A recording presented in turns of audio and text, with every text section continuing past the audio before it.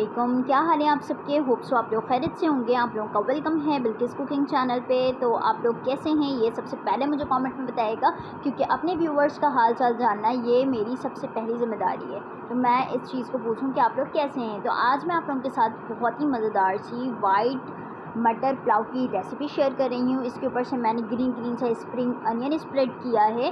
तो मैं आज आपको बताऊंगी कि ये झटपट से वाइट मटर पुलाव आप अपने घर पे किस तरह से बना सकते हैं और इस तरह से डेकोरेटिव स्टाइल में सर्व कर सकते हैं, जैसे कि मैंने किया है अपने घर पर। और आज मैंने इसे बहुत ही मज़ेदार तरीके से नोश फरमाया है विद सैलड। तो चलें स्टार्ट करते हैं आज की वीडियो विदाउट एनी वेस्टिंग। तो यहाँ पर देखें कुछ मैंने चीज़ें ली हैं, जिसमें हैं 3 बड़ी हरी मिर्चें, साथ में 2 इलायची, 1 दालचीनी के टुकड़े, 4 लौंग है और एक छोटा सा मैंने जो है वो बादियान के फूल का टुकड़ा लिया है और 1 टीस्पून शाज़ीरा है और अदरक लहसुन का पेस्ट मैंने लिया है 1 टीस्पून। देगची बहुत ही ज़्यादा गर्म हो गई तो इसलिए उसको नीचे उतार दिया है। तो सबसे पहले आपने ये खड़े गरम मसाले इसमें थोड़े से कड़कड़ाने हैं ताकि बहुत ही ज़बरदस्त सा फ्लेवर आए। तो किस में कड़कड़ाने हैं बेटा, सबसे पहले व्यूवर्स किसमें कड़कड़ाने हैं तो आपने सबसे पहले ऑयल लेना है, उस पर सारे खड़े मसाले जो है वो ऐड कर देने हैं और उसके बाद आपने अदरक लहसुन का पेस्ट ऐड करना है और उसके बाद आपने ग्रीन से सारे मटर जो है वो इसमें ऐड कर देने हैं। मटर ऐड करने के बाद अब आपने इसमें पानी ऐड करना है, तकरीबन 2 से 3 ग्लास पानी आप ऐड करेंगे ताकि मटर हमारे अच्छी तरह से गलें।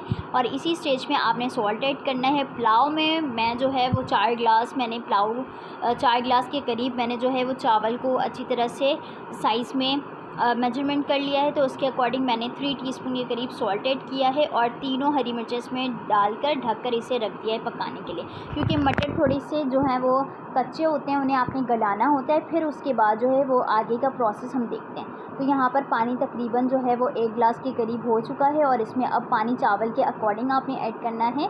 तो मैंने 4 ग्लास के करीब चावल लिए हैं, तो यहाँ पर मैंने 4 ग्लास के करीब जो है वो पानी ऐड किया है, 4.5 ग्लास, क्योंकि बॉयल में पानी सूखते हैं। तो जब उबाल अच्छी तरह से आ गया है तो अब आपने इसमें भीगे हुए चावल ऐड कर देने हैं। चावल को मैंने तकरीबन 1 से 1.5 घंटे अच्छी तरह से फुलाया है और आप देख सकते हैं बहुत ही ज़्यादा लंबे खिले चावल हैं और चावल के पानी को आपने पूरी तरह से खुश्क करके इसमें ऐड करना है, क्योंकि चावल जो है क्योंकि इसका पानी जो है वो इसमें खुश्क करते हैं हम, तो ज़्यादा पानी जो है वो क्वांटिटी के हिसाब से बिल्कुल भी ज़्यादा नहीं होना चाहिए। पानी जो है वो क्वांटिटी के हिसाब से बिल्कुल भी ज़्यादा नहीं होना चाहिए और चावल के मेजरमेंट के अकॉर्डिंग जो है वो थोड़ा सा ऊपर जो है वो पानी होना चाहिए, क्योंकि चावल 12 मिनट में बहुत अच्छी तरह गल जाते हैं।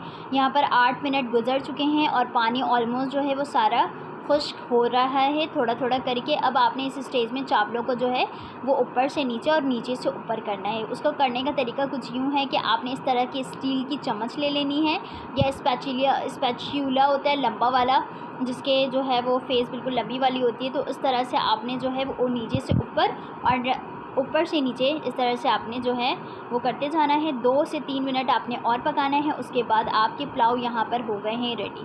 और इसके ऊपर से जो है वो मैंने ग्रीन सा जो है वो स्प्रिंग अनियन ऐड कर दिया है।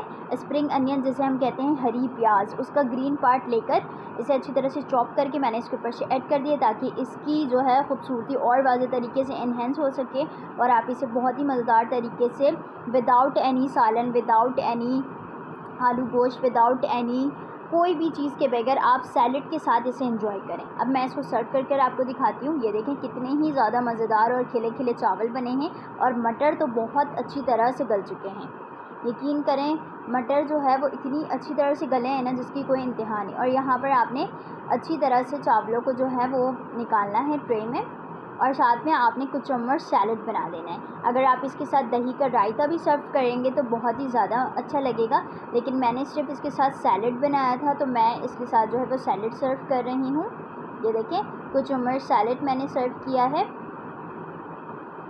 और आप इसके साथ दही का रायता भी रख सकते हैं और किसी भी किस्म के आप आलू गोश्त भी खा सकते हैं और कौरमे के साथ भी आप ये चावल खा सकते हैं। बहुत ही ज़्यादा मज़ेदार लगते हैं और इसका टेस्ट इतना मज़ेदार था कि आप सोच भी नहीं सकते। तो है ना बहुत ही ज़्यादा ऑथेंटिक स्टाइल में मटर पुलाव, और इसमें मैंने कोई आलू का इस्तेमाल नहीं किया। बहुत सारे ऐसे लोग हैं जिन्हें आलू पसंद है तो उसमें आलू भी आप डाल सकते हैं।